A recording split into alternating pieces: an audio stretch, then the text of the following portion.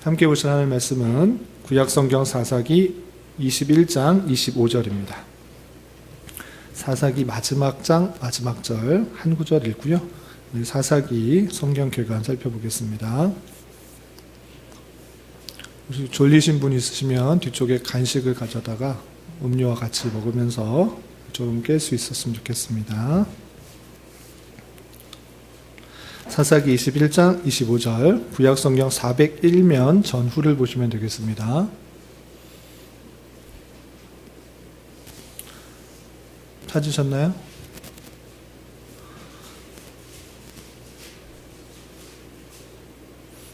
함께 봉독합니다. 그때 이스라엘에 왕이 없었으므로 사람이 각기 자기의 소견에 옳은 대로 행하였더라. 아멘. 우리는 계속해서 신구약 성경 개관을 살펴보고 있습니다. 개관을 살펴보는 이유가 무엇인가 라고 할 때 물론 성경 한 절 한 절이 의미가 있고 또 중요한 구절입니다. 그럼에도 불구하고 한 절 한 절을 살펴볼 때 전체에서 말하고 있는 것들을 간혹가다 놓치고 이게 무슨 말을 하려고 하는 것인가 혼동될 수 있기 때문에 전체 구조가 어떠한지 또 필요한 내용들을 알아야 될 그 기본적인 사항들이 무엇인지를 알고 한 절 한 절을 읽고 바르게 교훈받기 위해서 하는 과정이니까 그 중요성을 알고 잘 따라와 주시기 바랍니다. 지난주에는 여호수아 계관을 살펴봤습니다. 모세는 가나안 땅을 들어가지 못했지만 모세를 뒤를 이은 여호수아는 그 지도권 하나님의 은혜 가운데 가나안 땅에 들어가서 그 땅을 정복하고 분배하고 하나님의 말씀대로 잘 살아가도록 하는 그런 약속, 언약을 했던 것을 볼 수 있습니다.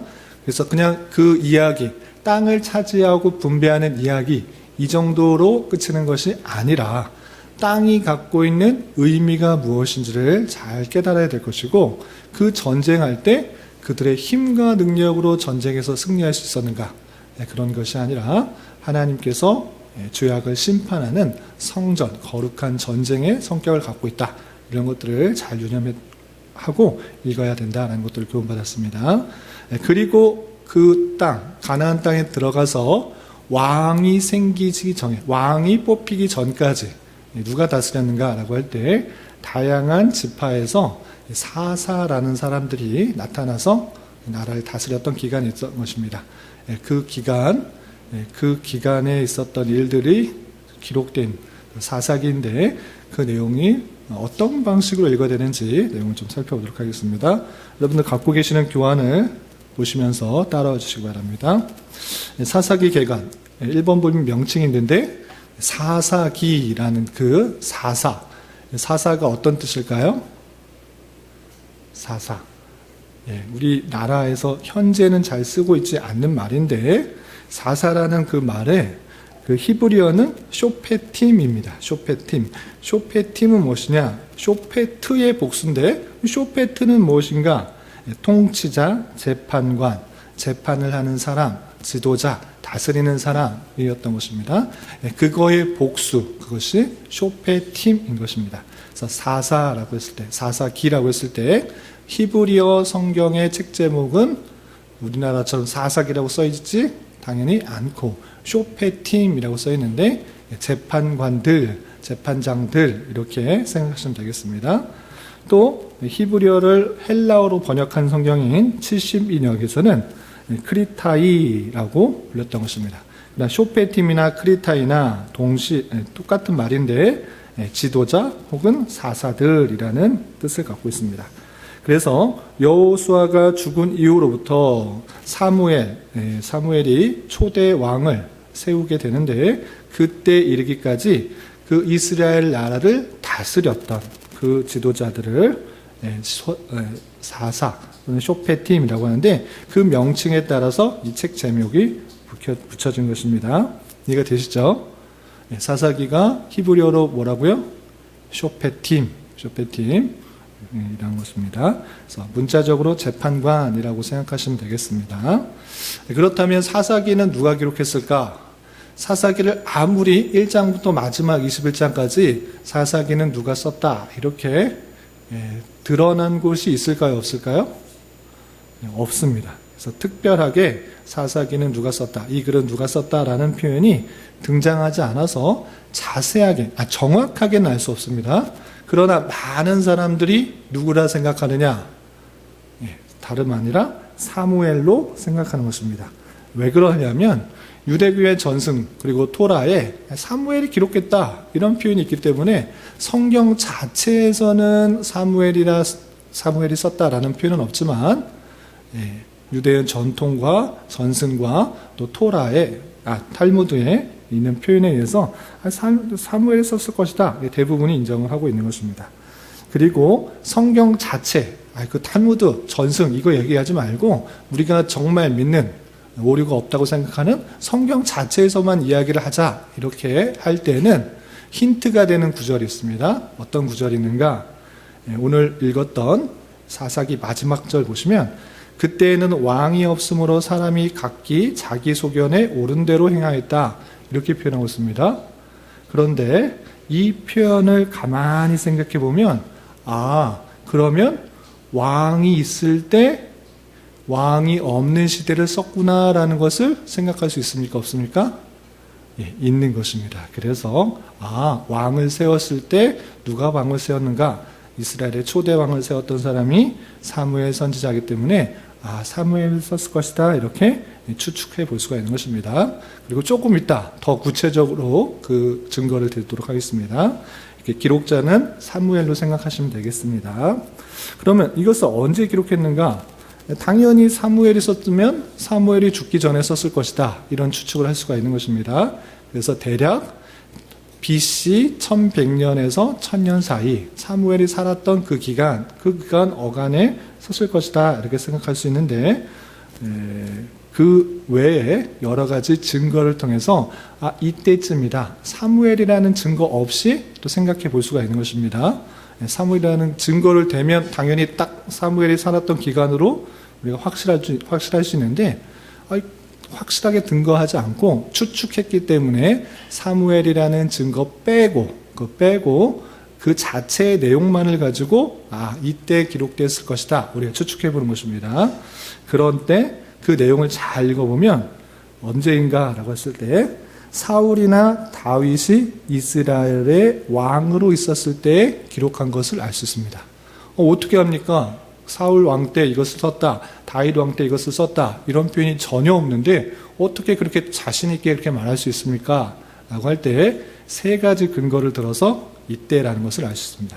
첫 번째는 언제인가? 그랬을 때 아까 읽었던 그때 이스라엘 왕이 없으므로 라는 표현, 그때 왕이 없으므로 사람이 각기 자기 소견에 옳은 대로 행하였다라는 표현이 여기 한 번만 등장하는 것이 아니라 19장 1절에서도 등장하고 있는 것을 볼 수 있습니다. 옆에 보시면 17장 6절, 18장 1절, 19장 1절, 21장 25절 왕이 없으므로 이런 표현이 등장하고 있는 것입니다. 당연히 왕이 없으므로 이런 현상이 드러나고 있다. 자기 소견에 옳은 대로 행하였다. 정말 엉망진창으로 살아가고 있다. 이런 표현을 하고 있다는 것을 통해서 지금은 왕정시대라구나 라는 것을 알 수 있는 것입니다. 그래서 과거에 왕이 없을 때 혼란한 세대였구나 라는 것을 살펴볼 수 있는 것입니다. 그래서 첫 번째 힌트는 왕이 없으므로 라는 그런 표현이 등장하고 있는 것, 4번씩이나 반복해서 등장하는 것을 통해서 지금 이 사사기는 왕정시대 때 기록한 것을 알 수 있습니다. 그래서 이스라엘의 왕이었던 초대 왕이었던 누구? 사울 왕부터 마지막 왕인 시드기야까지 그때의 왕정시대에 한정될 수 있습니다. 그런데 그렇게 넓게 잡을 것이 아니라 그 폭이 확 줄어들 수 있는 것입니다. 어떤 표현 때문에? 답은 두 번째 근거 때문에 그렇습니다. 확 줄어듭니다. 어떤 표현이냐면 우리 좀 졸리니까 성경을 찾아보겠습니다. 사사기 1장 21절 사사기 1장 21절 배경이 되고 있는 그 표현이 있습니다. 자기 성경을 찾아보도록 하겠습니다. 1장 21절 찾으셨나요? 1장 21절 같이 한번 읽어보겠습니다. 시작. 베냐민 자손은 예루살렘에 거주하는 여부스 족속을 쫓아내지 못하였으므로 여부스 족속이 베냐민 자손과 함께 오늘까지 예루살렘에 거주하니라. 이런 표현이 있습니다. 뭐 그런가 보다라고 읽고 넘어갈 수 있는데 가만히 생각해 보면 그 예루살렘의 여부수가 살고 있었던 때는 다윗이 예루살렘의 여부수 족속을 쫓아낸 이후에는 살 수가 있습니까? 없습니까? 없습니다. 이때 사사시대 때 정복전쟁이 완전하게 끝나지 않아서 곳곳에 여러 민족들이 함께 살고 있었던 것입니다. 그럴 때 베냐민 자손이 예루살렘에 거주하는 여부수 족속을 쫓아냈다고요? 못 쫓아냈다고요? 못 쫓아냈다. 예루살렘에 누가 살고 있다고요? 여부수 족속이. 그런데 다윗이 왕으로 올라서 예루살렘에 살고 있었던 그 여부수 족속이 살고 있었던 성을 공략해서 쳐들어가서 승리했습니까?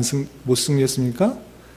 승리한 것을 우리는 알고 있습니다. 그렇기 때문에 당연히 다윗이 지금 여부스 족속을 공격하기 전이구나, 전이에요? 후입니까?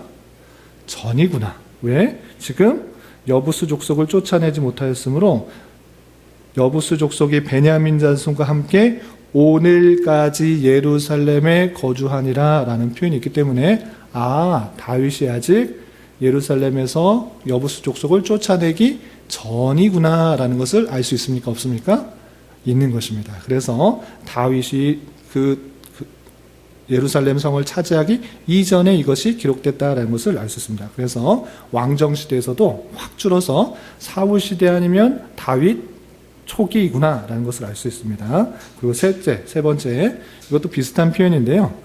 가나안 족속이 겟셀 땅에 거하고 있다는 사실을 우리 살펴볼 수 있습니다. 우리 1장 펴 있으니까 1장 29절 같이 한번 읽어보겠습니다. 함께 봉독합니다. 시작. 에브라임이 겟셀에 거주하는 가나안 족속을 쫓아내지 못하매 가나안 족속이 겟셀이 그들 중에 거주하였더라. 이것도 비슷한 표현입니다. 에브라임이 겟셀에 거주하는 가나안 족속을 쫓아내지 못해서 그들과 함께 거하고 있는 그 모습이 있습니다. 그런데 이것도 성경을 잘 읽어보면 솔로몬이 애굽 왕 바로가 자신의 딸을 솔로몬의 아내를 주면서 선물로 이스라엘에게 준 땅이기 때문에 이를 비춰봐서 솔로몬 때도 아니다. 솔로몬 왕 때도 아니다라는 것을 알 수 있습니다. 그래서 솔로몬은 당연히 다윗의 초기, 솔로몬도 초기, 그 이전이다라는 것을 알 수 있기 때문에 당연하게 사울 때나 다윗 왕 초기 정도의 이것이 기록됐다라고 생각할 수 있는 것입니다. 그래서 그때는 거의 사무엘의 통치와 같은 것입니다. 그래서 사무엘의 통치 기간에 이것이 써졌다, 더 뒷받침이 되는 것입니다. 그래서 대략 예수님이 태어나기 전 주전 1100년에서 1000년 사이 대략적으로 이렇게 알아두시면 되겠습니다. 이해되셨죠? 정확하게 따지면 970년 이전 이렇게 정확하게 할 수 있는데 그렇게까지는 따질 필요 없고 사울과 다윗의 초기 때 이 기록이 기록됐다 이렇게 생각하시면 되겠습니다. 자, 이 페이지 보겠습니다. 이 사사기의 특징 여러 번 했는데 계속 악순환이 반복된다. 계속 악순환이 반복되고 있는 그 모습들이 있는데 어떤 악순환이 반복되고 있는가 내용을 보시면 사사시대에는 하나님에 대한 배교, 불신앙 그리고 패배의 사건들이 순환되는 악순환의 역사가 기록되어 있는 것입니다. 그래서 하나님께서는 원래 시내산에서 어떤 약속을 하셨는가? 언약을 잘 순종할 때 그 백성들을 승리케 하신다라는 약속들을 해주셨던 것입니다. 그런데 이스라엘 민족들은 하나님 앞에서 갖은 악을 행하였던 것입니다. 다양한 악. 하나님께서 이대로 행하라. 하나님의 언약 백성으로서 이렇게 행해야 된다. 이렇게 된다. 이렇게 알려주었음에도 불구하고 그대로 순종했는가? 그러지 않았던 것입니다. 다양한 악행을 했을 때 하나님께서 그 악을 어떻게 심판하시는가? 주변에 있는 민족들, 그 민족들을 보내서 그 이스라엘 백성들을 심판하는 것입니다. 계속해서 악행을 할 때 이스라엘 백성들이 주변 민족들로부터, 쫓아내지 않았던 그런 민족들로부터 공격을 당하고 핍박을 당하고 또 곧 아픔을 당할 때 아픔을 당하게 해서 그들이 하나님을 찾을 수 있도록 하나님만을 부르짖게 하시는 하나님의 섭리 형편을 보는 것입니다. 그래서 이스라엘 민족들은 대적들로부터 고통을 당하자 어떻게 하는가? 하나님 이 고통을 벗어나게 해주십시오. 이 압제를 벗어나게 해주십시오라고 하나님을 찾는, 하나님 앞에 회개하고 부르짖는 모습을 보이게 되는 것입니다. 그때 하나님께서는 또 어떻게 하시는가?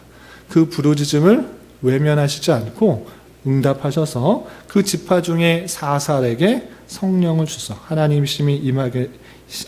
신이 임하게 해서 사사를 통하여서 또 그 압제와 핍박과 고난에서 벗어나게 하는 것을 보게 됩니다. 이렇게 구원받은 사람들이 나타날 때 또 다시 이스라엘 백성은 어떻게 하는가? 좀 평안하고 또 살만하며 또 다시 악을 행하는 그 모습들. 그럴 때 또 다시 하나님께서는 주변의 민족들을 들어서 그들을 핍박하고 또 그들을 압제하고 그들을 고난을 주어서 그들이 또 다시 하나님을 찾게 만들고 또 하나님께 회개하고 하나님께 나아갈 때 또 다른 사사를 들어서 그 백성을 구원하고 또 평화를 이끄는 이 사이클, 이 순환들이 계속되는 악순환이 반복되고 있는 특징을 볼 수가 있는 것입니다. 그리고 이 내용을 통해서 또 생각해야 될 것은 무엇인가? 계속되는 그 이스라엘 민족들의 악순환, 그 배교의 그 역사에도 불구하고 하나님께서는 계속해서 그들을 용서해 주시고 계속해서 사사를 들어서 그들을 회복시켜 주시고 구원해 주신다라는 그 사실들이 사사기에 잘 드러나고 있는 것입니다. 이렇게 이스라엘이 다른 민족들로부터 존재할 수 있는 것은 오로지 하나님의 주권 가운데 있다라는 것을 잘 보여주고 있는 것입니다. 따라서 그들은 하나님만을 의지하며 순종하여야만 했던 것입니다. 사사시대를 통하여 당시의 정치적 종교적 상황을 잘 알 수가 있는데, 즉 왕이 없었으며 이방신들을 섬기는 죄악이 남부였던 것을 보아 정치적으로나 종교적으로 하나의 구심점을 잃었던 그런 상황을 볼 수 있습니다. 왕으로서 강한 통치자가 나타나서 그 백성들을 전체를 다스리지 못하니까 자기 소견대로 왕 우상 숭배해도 되는구나, 또 내 마음대로 살아도 되는구나, 이렇게 질서가 없는 그런 특징이 있는 시대가 사사시대였다라는 것입니다. 그리고 2번 중심사상을 보면 본서의 중심사상은 이스라엘의 역사관이라고 할 수 있습니다. 하나님께서는 아브라함과 맺은 언약을 출애굽기에 와서 성취하셨습니다. 이 언약은 사사시대에 와서 이스라엘의 각 지파들을 결속시키는 역할을 하였습니다. 이스라엘을 위협하는 가나안 주변 국가들로부터 위협을 받는 상황에서 그들은 서로 뭉쳐야만 했습니다. 이스라엘이 위기에 처할 때마다 하나님께서는 그들 가운데 여호와의 신, 성령이 임한 사사를 세우셨고 또 사사를 통하여서 그 백성들의 위기에서 구원하셨던 것입니다. 그렇지만 이스라엘 백성들은 자신의 신앙을 지키지 못하고 또 하나님을 떠나버립니다. 그들의 삶 속에서는 이제 사악한 우상 숭배의 삶이 서서히 자리 잡기 시작하였습니다. 이스라엘 민족은 타락하기 시작하였으며 그 타락은 결국 하나님으로부터 멀리 떠나버리게 되는 그 모습을 볼 수 있습니다. 그러나 하나님께서는 그들의 회개를 통하여 또다시 용서하시고 새로운 삶, 새로운 평강을 허락하여 주셨습니다. 즉 사사기는 그저 이스라엘의 암울한 상황만을 기술한 것이 아니라 한없이 용서해 주시고 이끌어 주시는 하나님의 사랑을 잘 말해주고 있는 것입니다. 사사들에게 초점이 맞추어져 있는 것이 아니라 하나님께 초점이 맞추어져 있는 것이 사사기다 생각해서 하나님 관점으로 살펴봐야 될 것입니다. 하나님께서 계속해서 그들을 용서해 주시고 그들에게 구원을 허락하여 주시는 하나님의 놀라운 사랑들을 발견할 수 있어야 될 것입니다. 자, 그리고 4번 사사기의 기록 내용과 목적입니다. 사사기의 내용 총 21장까지인데 세 부분으로 나누면 이해하기 쉽습니다. 어떻게 나누는가? 첫 번째 1장 1절부터 2장 5절까지인데 그것은 배경입니다. 이 사사시대의 배경. 왜 사사시대에 이렇게 혼란스럽게 되었는가를 잘 보여주는 것이 초반부인 것입니다. 그래서 이 초반부에는 어떤 내용이 나오는가라고 할 때 이스라엘 민족의 가나안 정착에 대한 배경을 설명하고 있는 것입니다. 그래서 사사시대가 왜 그렇게 되는지 배경을 설명하는데 가장 큰 특징이 무엇인가? 여호수아가 죽으면서도 외쳤던 것, 또 여호수아가 그 백성들에게 명령하였던 것, 그 무엇이었습니까? 가나안 땅에 들어갔을 때 그 백성들을 남겨두라, 전멸하라, 다 없애라. 왜 그랬습니까? 우리 지난주에 말씀드렸습니다. 그 백성들이 너무나 타락하였기 때문에 소돔과 고모라의 백성들보다 훨씬 더 타락하였기 때문에 하나님의 공의로서 그 모든 것들을 심판하는 성격이 있었던 것입니다. 그래서 다 죽이도록 했는데, 다 쫓아내라고 했는데 그러지 못하고 그냥 어울려 살았던 것입니다. 아까도 베냐민 자손이 예루살렘에 있는 사람들, 그 사람들 쫓아냈다고, 못 쫓아냈다고요? 못 쫓아냈다. 여부수 족속 그대로 있었다. 곳곳에 그대로 남겨두었는데 그 남겨둔 죄악의 씨가 같이 삶으로 그들이 따라하게 되고 또 오염되게 되었다라는 그런 배경이 나오는 것입니다. 그리고 두 번째 이야기가 가장 사사기의 핵심적인 내용입니다. 그래서 2장 6절부터 16장까지 아주 길게 어떤 내용들이 있는가? 12명의 사사가 어떻게 그들을 다스렸는가? 왕이 세워지기 전에 12명의 사사가 어떻게 이스라엘 백성들을 다스렸는가? 그 사사의 얘기가 쭉 나오게 됩니다. 그래서 사사시대에 있었던 그런 사사의 활동과 또 구원의 역사들이 그 중간 부분 아주 길게 잘 표현되고 있는 것입니다. 그리고 마지막 17장부터 21장까지는 내용이 확 바뀝니다. 사사시대, 사사에 대해서 쭉 이야기하다가 갑자기 다른 이야기가 나와요. 어떤 이야기가 나오는가? 라고 했을 때 사사시대에 얼마나 종교적으로 타락하고 윤리적으로 타락했는지 보여주는 대표적인 두 가지 사건에 대해서 나타나게 됩니다. 그래서 우상 숭배의 사건과 또 베냐민 비류들이 레위인의 아내를 강간한 그 일로 말미암아 큰 전쟁이, 민족 간의 전쟁이 일어나는 그런 일들이 나오게 됩니다. 그래서 부록과 같이 사사시대에 정말 종교적으로 윤리적으로 엉망진창이고 자기 멋대로 살아가는 대표적인 예를 두 가지 들고 있는 것이 사사기다, 이렇게 생각해 보면 되겠습니다. 크게 세 분류를 한다고 했습니다. 첫 번째는 배경이 나타나는 것이고, 두 번째는 사사시대 12명의 사사가 어떻게 활동했는지, 그리고 마지막 부분에 대해서는 사사시대의 종교적 윤리적 타락에 대해서 뒷부분에 부록같이 일화들을 설명해 주고 있다, 이렇게 생각하시면 되겠습니다.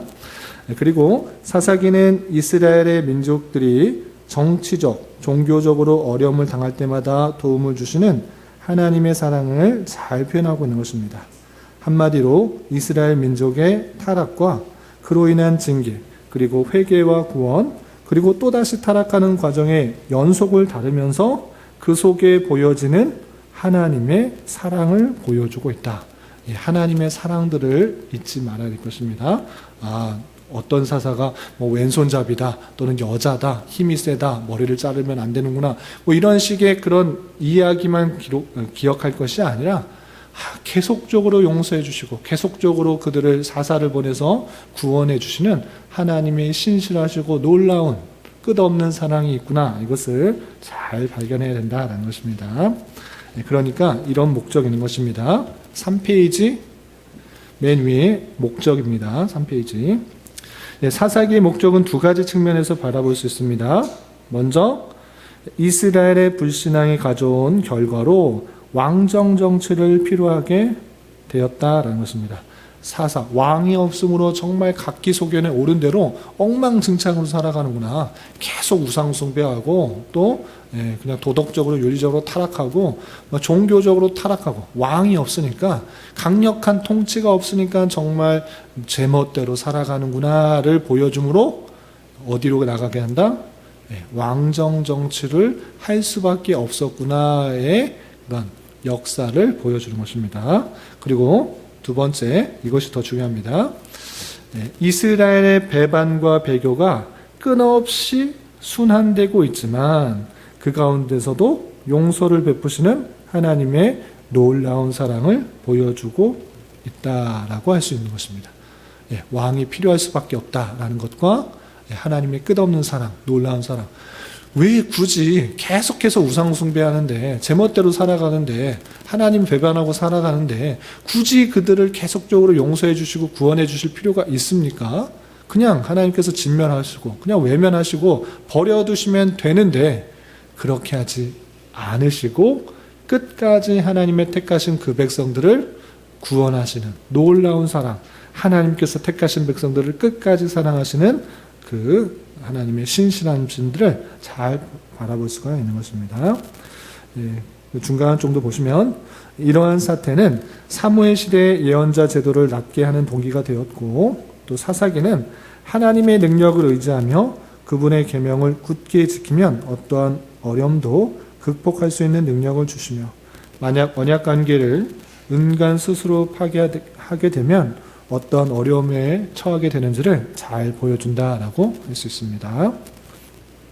그리고 사사기의 주제, 신학적 주제를 두 가지로 할 수 있는데 반복되는 이야기입니다. 첫 번째, 인간의 연약함과 하나님의 신실하심들이 잘 드러나고 있습니다. 사사기는 인간의 연약함과 하나님의 신실함을 잘 보여주는 그런 성경입니다. 여호수아가 죽은 후에 이스라엘 백성은 모세가 우려했던 것처럼 하나님을 떠나고 타락하게 되었습니다. 또한 이방인들의 공격으로 어려움을 겪게 되자 그 백성들은 고통 속에서 회개하며 하나님을 찾게 됩니다. 그럴 때 하나님께서는 그 백성을 구원해 주시면서 이스라엘 백성들의 죄성과 대조되는 신실성을 보여준 것입니다. 그래서 인간은 정말 계속해서 부패하고 타락하고 죄악 가운데 거하는구나를 잘 보여주는데 그와 대조적으로 하나님께서는 그 백성들을 용서하시고 또한 구원하시고 하나님께서 회복시켜 주시는 놀라운 하나님의 신실하심들을 보여주고 있는 것입니다. 이것이 아주 중요한 특징이고 또 두 번째 신학적 주제는 하나님의 절대 주권인 것입니다. 그래서 사사기에는 하나님의 절대 주권을 확인할 수 있는데 이스라엘 백성이 죄를 범하자 주변 나라를 통해 그들을 벌하시고 회개할 때는 반대로 이방인들을 심판하셨던 것입니다. 이러한 모습을 통해 하나님께서 역사의 주관자이심을 잘 보여주고 있는 것입니다. 하나님께서 그 백성의 잘못들을 치시는 데 있어서 다른 나라도 하실 수 있다 없다? 있다. 그때 당시에만 그러신 것이 아니라 오늘날에서도 마찬가지로 하나님께서 그렇게 하셨던 것처럼 오늘날에도 그 백성들을 올바르게 인도하시기 위해서 나라도 권세도 모든 상황도 하나님께서 다스리셔서 그 백성들을 꾸짖고 또 책망하시고 올바른 길로 이끄신다. 이것을 발견할 수 있어야 되는 것입니다. 하나님의 절대 주권 가운데 나라도 권세도 모든 상황도 운행되는구나. 이것을 발견할 수 있어야 되지. 그냥 사사기를 그면서 사사가 참 신기한 일을 했구나. 또 재미있는 일을 했구나. 놀라운 일을 했구나. 이런 정도에 그치면 안 될 것입니다. 그래서 이러한 모습을 통해 하나님께서 그 백성을 다스리시기 위해서 모든 것을 다스리시고 역사하시는 절대 주권의 주권자이심을 잘 발견할 수가 있어야 되는 것입니다. 아시겠죠? 그러면 사사기의 교훈 다섯 가지로 정리하겠습니다. 이것도 중요한 내용이니까 집중해서 잘 들어주시기 바랍니다.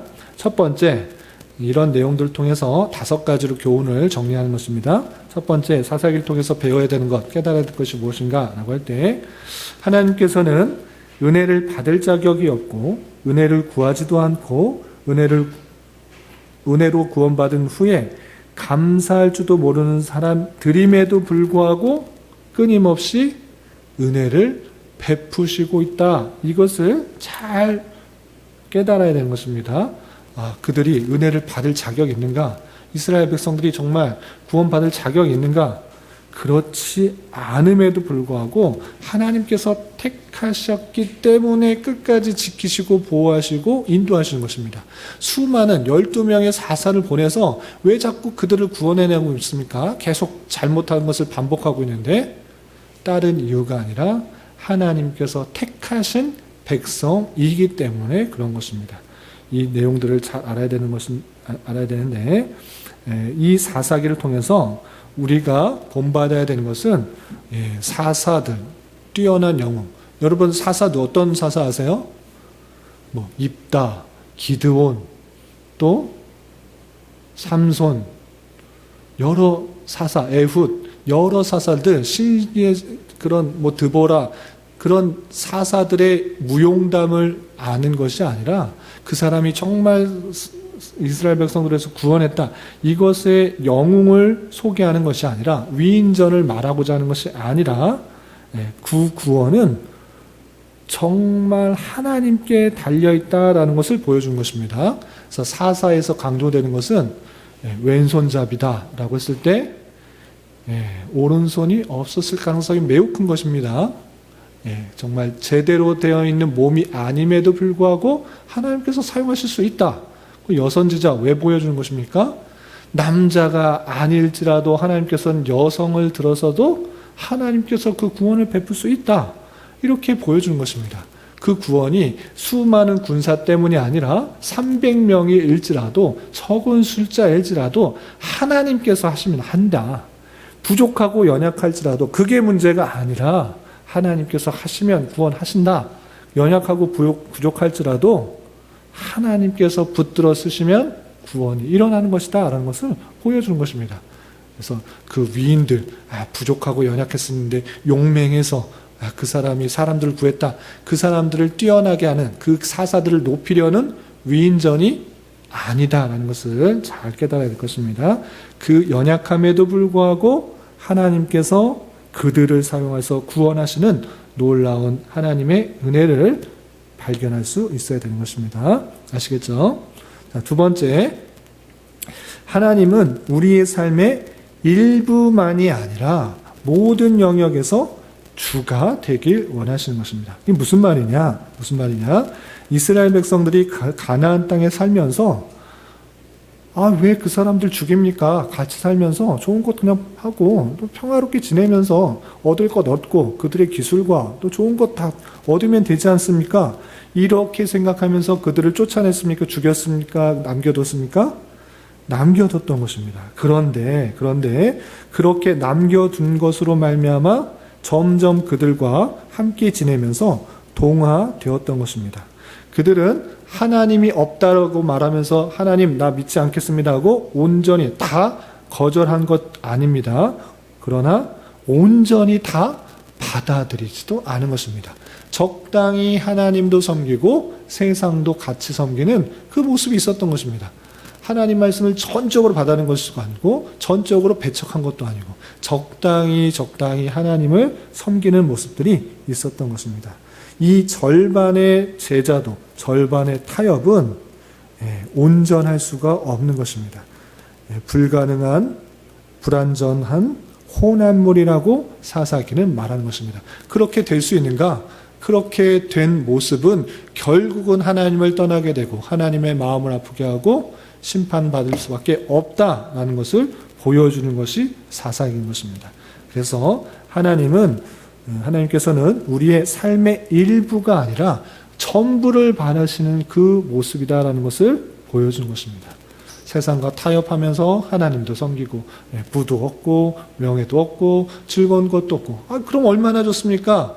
그런 마음 가지는 자체 그 동시에 하나님께서 원하시는 삶을 살아갈 수 없고 또 죄악 가운데 빠지기 쉬운 줄 알아 하나님께 전적으로 내 삶의 모든 것을 바치고 드리는 그런 삶이 우리에게 마땅히 요구되어지는 것이고, 그러한 삶을 살아갈 때 하나님께서 부도 주시고 명예도 주시고 건강도 주시고 하시는 것이지, 우리가 그런 것을 쫓아가다 보면 하나님께서 원하시는 삶을 살아갈 수 없다라는 것을 사사기를 통해 잘 깨달아야 되는 것입니다. 이해가 되시죠? 모든 영역에서 주인 되시는 주님께 내 삶 전체를, 모든 것을 맡길 때 근심도, 걱정도, 건강도, 명예도, 부도 하나님께서 책임져 주시는 것을 경험하게 될 것을 알려주는 것입니다. 그래서 내 삶의 전 영역에서 주인이 되시고 전부를 원하신다는 사실들을 잘 깨달아야 되는 것입니다. 그리고 세 번째, 사사기를 통해서 우리는 무엇을 할 수 있는가? 세 번째 교훈은 이것입니다. 셋째, 우리에게는 참 구원자가 필요하다라는 것입니다. 사사기에 나오는 많은 그런 인간 구원자, 인간 사사들은 결점과 또 장점을 가지고 있습니다. 그래서 더욱이 우리에게는 참 구원자가 필요한 것입니다. 사사기의 이야기를 들어보면 악과 부덕이 갈수록 증가합니다. 이는 우리에게 정말 필요한 것은 우리가 본받을 만한 훌륭한 인간의 영웅이 아니라 그들이 결점을 가지고 있고 또 부족한 것도 있고 이런 모습을 보면서 훌륭한 영웅이 아니라 그조차도 제한적이다라는 것을 살펴보면서 우리를 구원해 줄 참 구원자임을 생각하도록 이끌어준다라는 것입니다. 그래서 시간이 갈수록 부흥 사이클은 더뎌지고 사사들의 질은 떨어짐으로써 인간 구원자는 실패할 수밖에 없었습니다. 그러므로 사사들은 자신들을 능가하는 누군가를 바라보라고 우리를 일깨워 주는 것입니다. 사사들을 통해 자기 백성을 구원하신 하나님께서는 때가 되면 사사들보다 우월하고 탁월한 진짜 구원자를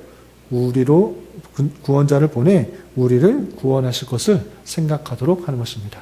인간의 다양한 사사들이 제한적이구나, 참되지 못하구나, 한계가 있구나, 그 또한 죽는구나, 어쩔 수 없구나를 생각하면서 누가 우리를 참으로 구원해 줄 자인가를 생각하도록 하는 것입니다.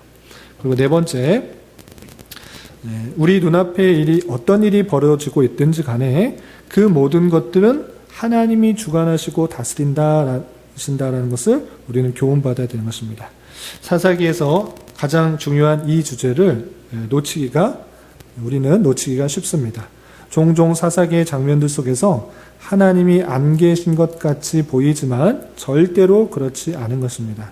하나님께서는 비록 연약한 사람이지만 그들을 통해 하나님의 뜻을 수행하고 계신 것입니다. 겉으로는 어떻게 보이든지 상관없이 하나님의 목적은 절대로 실패되지 않고 저해되지 않고 그대로 이루어지고 있다는 것을 오늘 사사기를 통해서 보여준 것입니다. 그들의 죄악들 심판하시기 위해서 다양한 민족들까지 사용하시고 또 그 민족들을 사용하실 때 또 하나님의 신이 사사에게 임해서 또 그들을 구원하시는 그 모든 것들을 보면서 하나님께서 원하시는 그 목적과 뜻이 실패되지 않고 저해되지 않다는 것을 살펴볼 수가 있는 것입니다.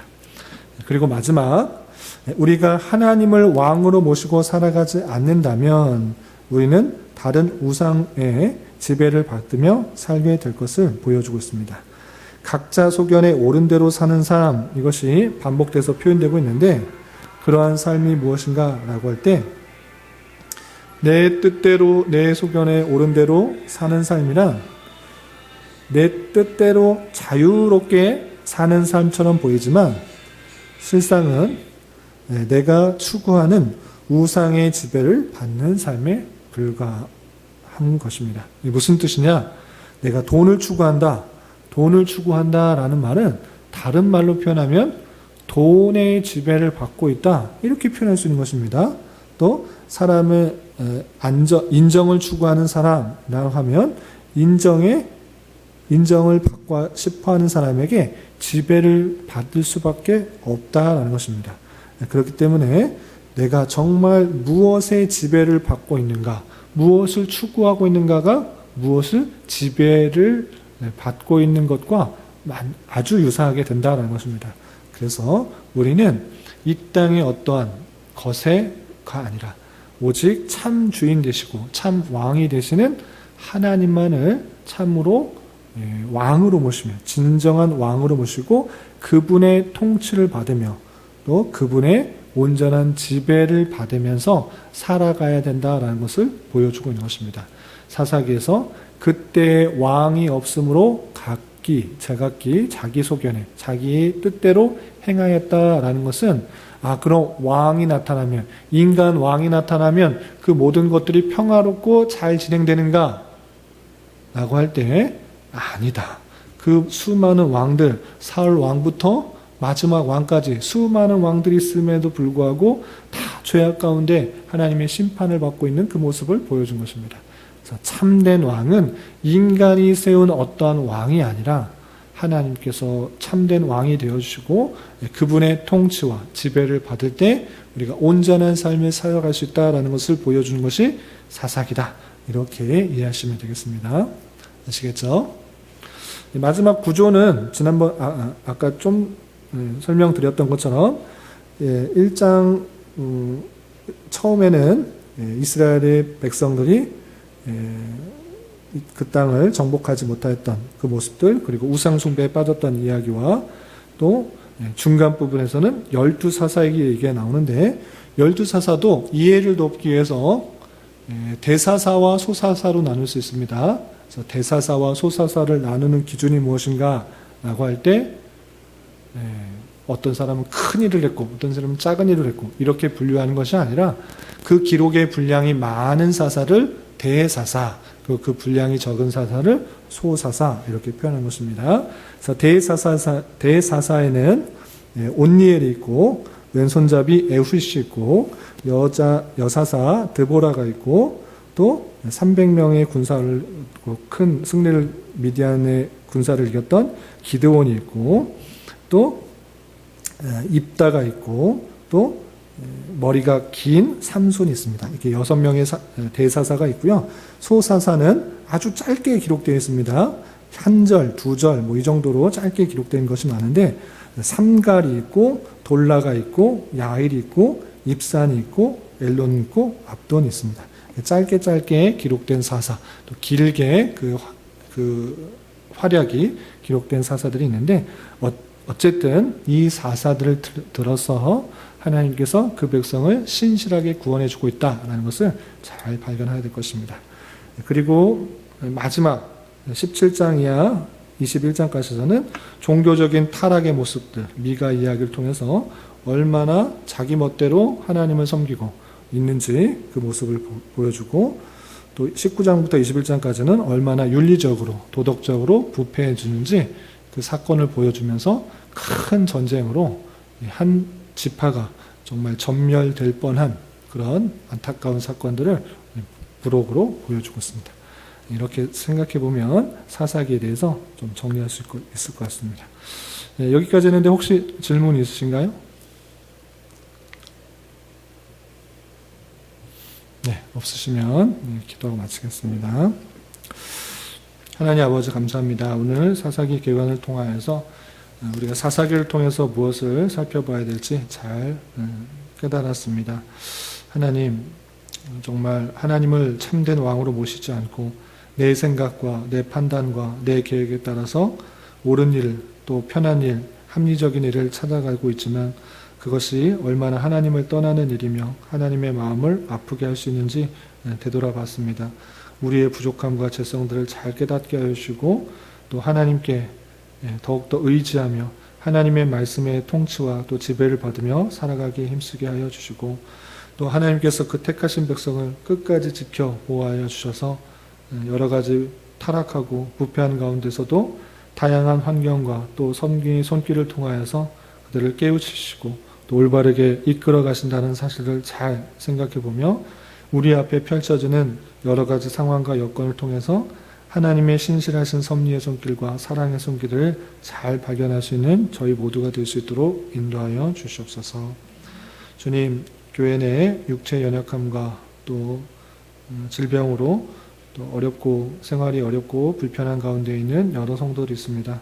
건강하게 잘 회복될 수 있도록 주님 지켜주시고 또 2024년도 주님과 동행하며 서로에게 힘과 위로가 되는 공동체로 나는 표어로 또 한 해를 시작하려고 하오니 주님께서 은혜 주셔서 아름다운 주님의 공동체가 될 수 있도록 주님 역사하여 주시옵소서. 이 모든 말씀 예수님의 이름으로 감사히 기도드리옵나이다.